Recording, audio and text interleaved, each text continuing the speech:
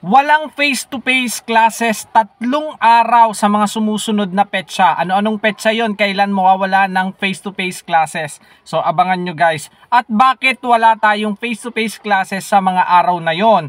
So ito ay dahil sa ating bagong memo na lumabas itong nakaraang September 28, 2023 na may pamagat na Guidance on the Conduct of Classes in the Upcoming National and World Teachers Day Celebration and 2023 Barangay and Sangguniang Kabataan Election.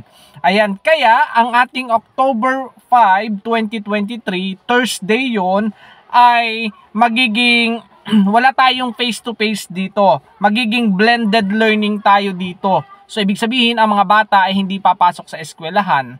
And then, sa October 31, 2023, Tuesday yon.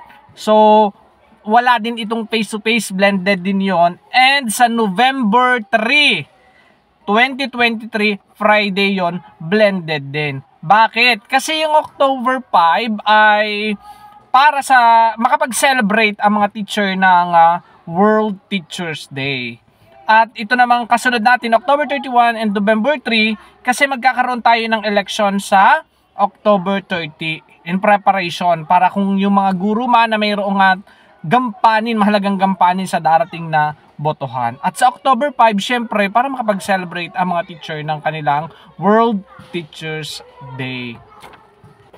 At ito nga yung hawak ko na memo. So ito yung ating pinagbasehan kung bakit nasabi ko na wala tayong face-to-face classes sa mga nabanggit kong araw.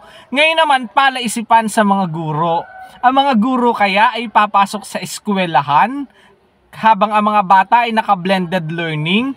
Halimbawa yung October 5. So yun ay teachers celebration. Papasok kaya ang guro? And yung October 31 at saka yung November 3, naka-blended din ang mga bata doon. So yung October 31, katatapos yun ng botohan.